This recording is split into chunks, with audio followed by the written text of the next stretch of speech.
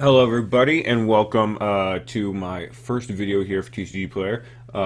Some of you may be familiar with me, some of you may not. My name is Conley Woods, and I have been writing articles here for a while, but this is the first time I've ever done a video, so hopefully you enjoy it. Today we're going to be bringing you some action with this mono green Eldrazi deck in Standard.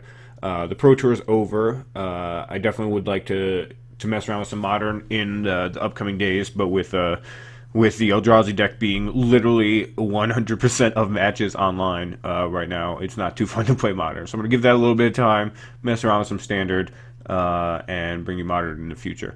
So one of the big reasons, a lot of people kind of assume the new Eldrazi deck needs red because of Kozilek's Return. And while I agree that Kozilek's Return is an extremely strong card, there are some benefits to going other colors. Mono blue Eldrazi is a route. This particular version is mono green, and the big incentive for being mono green is that you get 2-drop acceleration at a pretty reliable pace, and you get a lot of cool lands. So the basic premise of this deck is you're going to do basically nothing on turn 1. There's no 1-drops in the deck.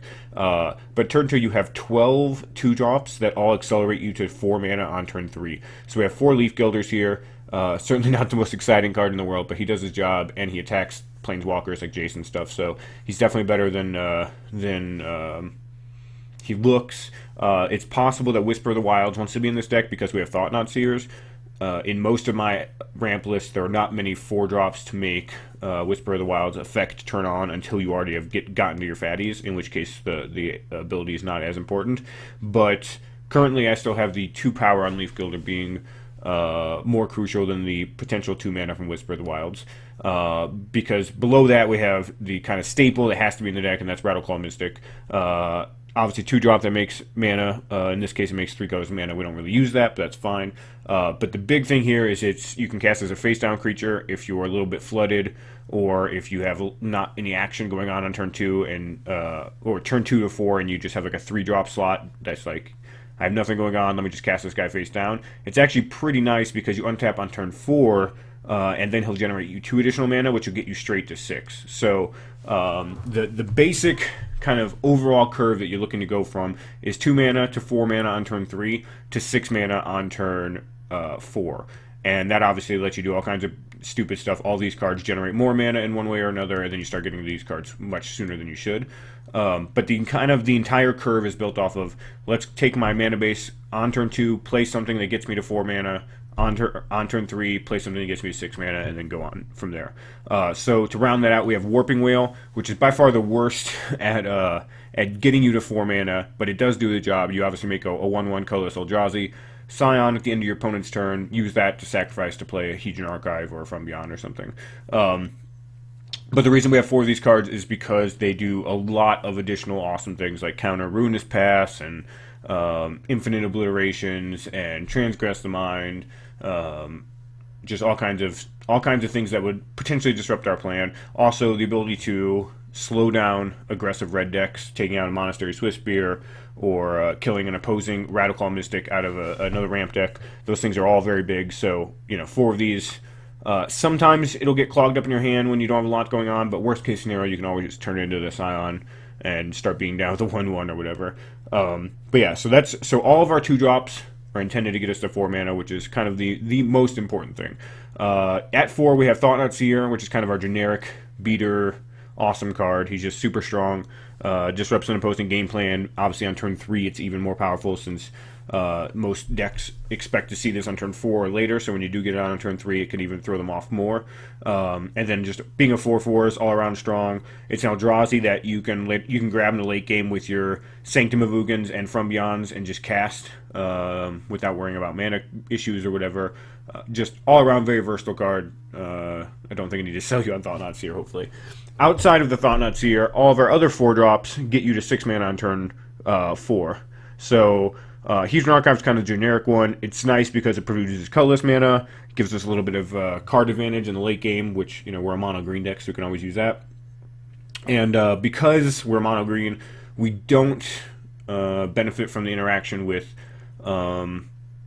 Explosive Vegetation quite as much, because we don't need a mana fix. So Hedron Archive just kind of wins out as a colorless producer, lives through Ugin, draws cards in the late game. Obviously, it's weak to stuff like Colligan's Command, but that card's kind of on decline right now, so I like where this is at. From Beyond is sort of my gimmicky card that I include in a lot of different Ramplet decks, but it actually just makes a lot of sense, and it just does a lot of jobs. It's a very good card against Control, being a threat that just produces 1/1s. Against aggro, it blocks, it produces a ton of blockers. It also is one of our best cards with Tomb of the Spirit Dragon, which we have as a 4 of, you can see down here. And Tomb of the Spirit Dragon is kind of your way to stabilize against red decks, because we're playing a deck without much removal, and really without any sweepers, Ugin aside.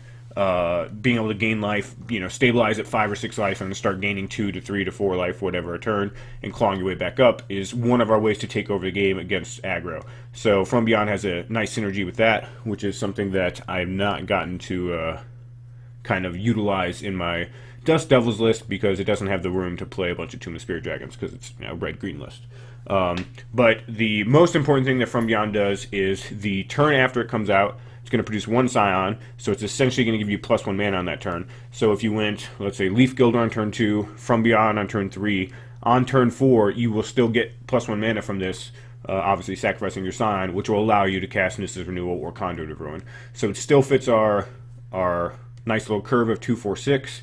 It does not get us to Worldbreaker, but our list, unlike the Dust Devils list, only has 1 7-drop in it, so Hedron Archive's nice in that it does get us to 7 on turn 4, which is not something that From Beyond does. But getting to 7 on turn 4 is just not likely to matter, since we only have 1 copy of this card.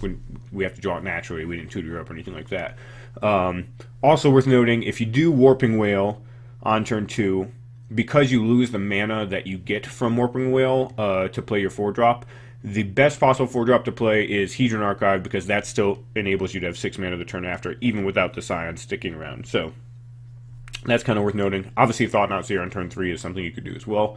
And then one of the other cool interactions with all this little cheap mana stuff, before I get to the fatties, is Hedron Archive plus Warping Whale. The other way, if you just cast Hedron Archive off of like a Radical Mystic or a Leaf Gilder, you get to leave open Warping Whale. So if you do this on turn 3, you get a pretty huge tempo swing where you're getting +2 mana, you're either killing an opposing creature or countering an opposing sorcery, and then untapping and going off with your expensive stuff. Or you could even go Hedron Archive on turn 3, which will traditionally produce you 7 mana on turn 4, but if I make a 1/1, I can have Ugin on turn 4. So there's just a lot of cool things with Warping Whale and Hedron Archive, making him really versatile, despite looking pretty simple on the surface. So then we get to our fatties. We have 1 Worldbreaker. He's in here mostly to be tutored up by Sanctum. There's 3 Sanctum of Ugins, which I'll talk about the mana in a little bit, but there are 3 Sanctum of Ugins. There's 2 Conduit of Ruins, which grab expensive things, and then there's 4 From Beyonds, which also grab Eldrazi. So having 1 Worldbreaker is really nice, because it can return from your graveyard a bunch against Control, so that's a feature. Has reach against Colligan and annoying dragon decks like that. It also just takes out a Quarantine Field or something of the like. Overall, I think it's just a good card to have as a 1-of. Ulamog is generally better, which is why we have 2 copies of it, but this guy does do work, and he's a recurring threat, which is nice. 3 Ugins. A lot of my decks have gone down to 2 Ugins because there's a bunch of colorless cards that opposing decks are playing. You're not killing when you play Ugin now, you have no way to really kill an opposing Thought-Knot Seer with it. You have no way to really kill a Reality Smasher with it. You have no way to kill any of the Devoid cards they're seeing play, like Catacomb Sifter or anything like that. So it's not as strong as it used to be. That said, it is still a very powerful card, and it is basically Green's only way to really have a board reset against all the mid-range annoying decks playing things like, Mantis Riders, Siege Rhinos, Planeswalkers, all that stuff. So we still want access to this. We just can't rely on it as kind of like our win-all take over the game card that it used to be when it was being played in Esper Dragons and things like that, because nobody had colorless spells then.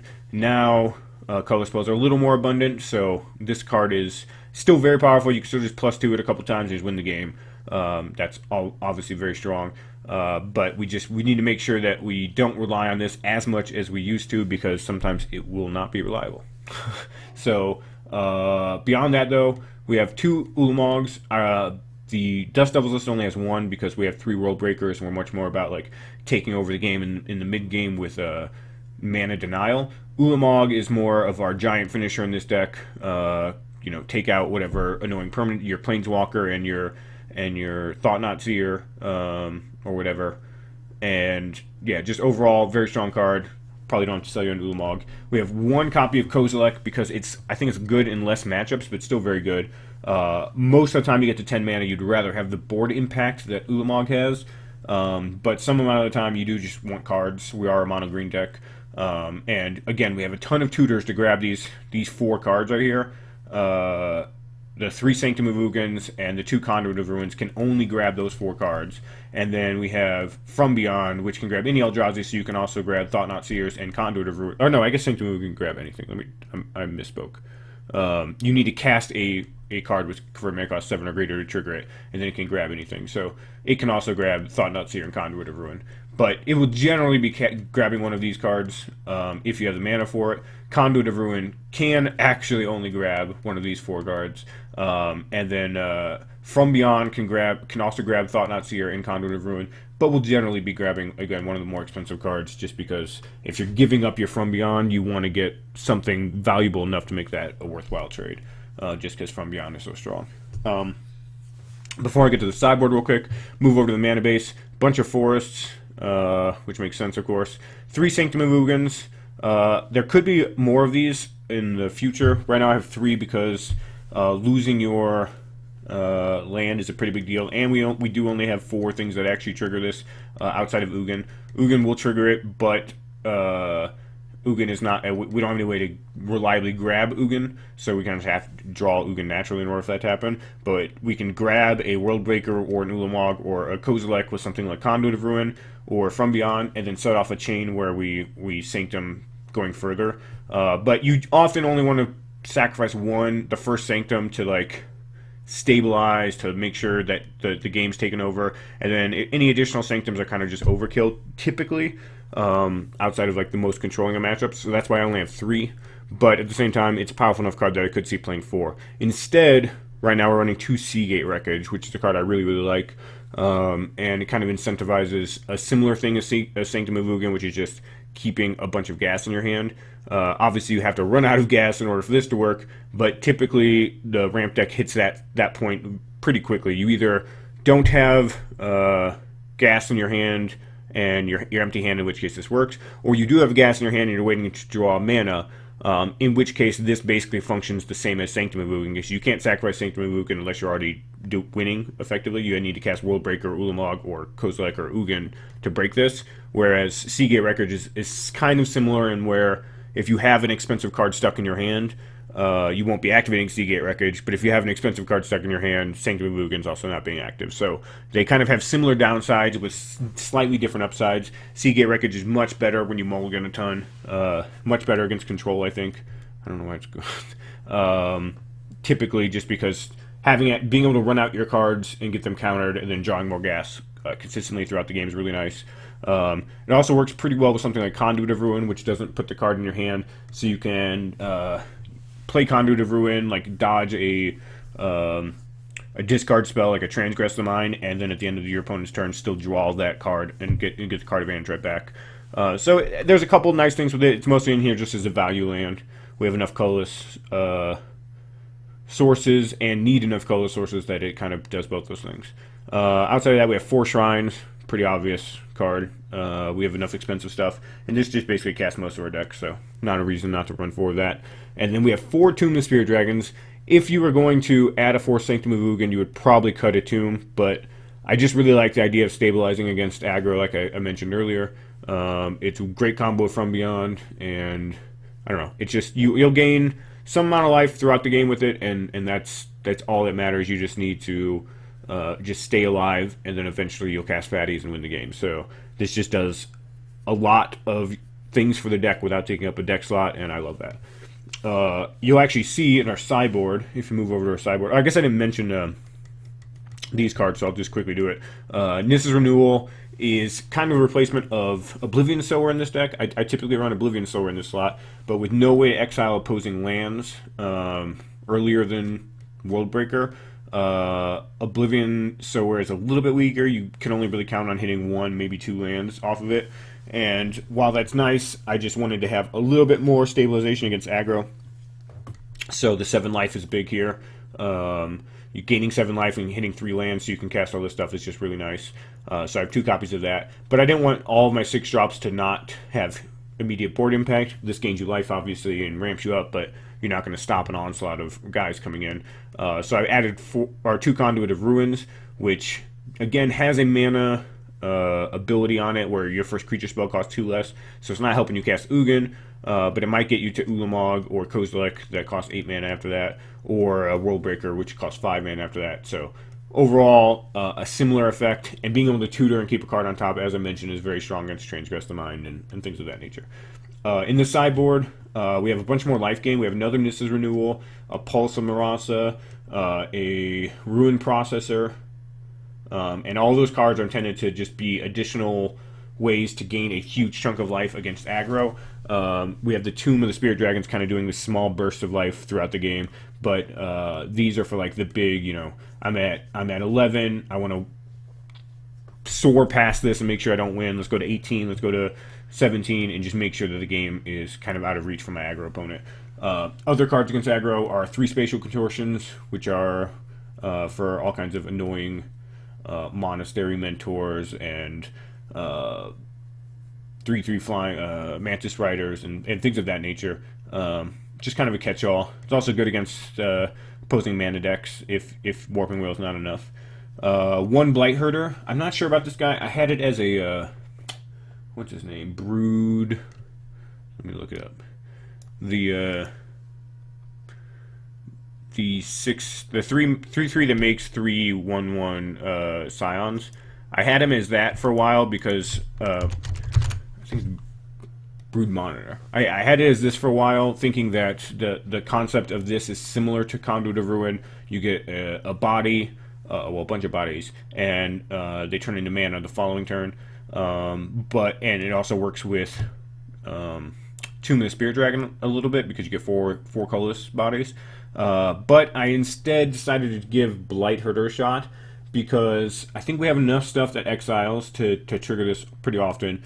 Obviously, we have Ulamog, Ugin, Worldbreaker, Thought-Knot Seer, and Warping Wheel. So it seemed like it plus Delve exists in the format. So it seemed like enough stuff that Blight Herder could be active often enough. And saving a full mana here is a pretty big deal. You get the same number of tokens. You get 3 tokens either way. You save full mana, and you get +1/+2 on the body here, which is just a lot scarier against an aggro deck, I would say. Like, they don't care about a 3/3 as much. They could just throw a lightning strike at it or something and then push through. This just felt like it stabilizes a little bit better, produces the same number of bodies, and it does cost a mana cheaper, so we can get it down a little bit faster. So I'm giving him a shot. There's a chance that Brood Monitor might be the correct choice, but we'll see. 4 Reality Smashers against Control. Against Control, you basically you can go over the top, which is not terrible, but you have some cards that typically are not as strong against them. So one of the directions you can go instead of trying to go over the top is just become a super aggressive.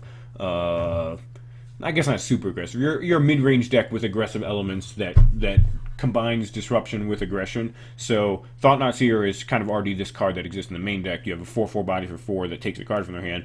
Reality Smasher pairs up really nicely with that, where now your following turn you're dropping a 5/5 Trample Haste, and if they want to deal with it, they're 2-for-1ing themselves.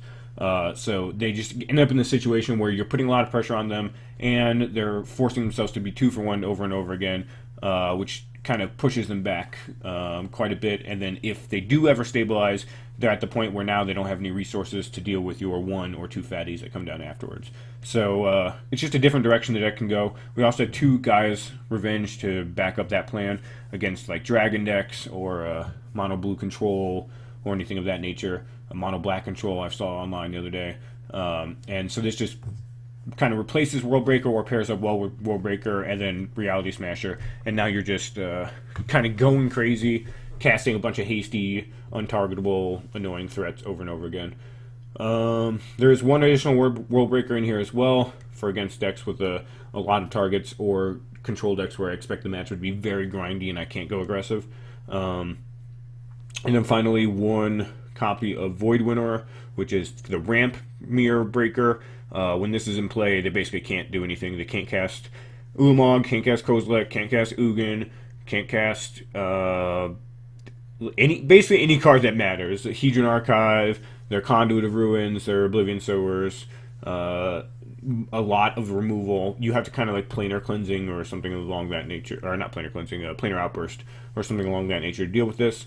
Murderous Cut is one of the few answers to deal with this, but most of the ramp decks don't run that. So really the goal against ramp is to just get this card out before they do, and you win the game.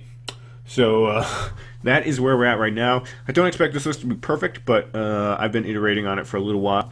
And what we're going to do is we're going to go jump into some matches and see how they go. So we will be right back. It's TCGplayer.com, and I'm Conley Woods. See you momentarily.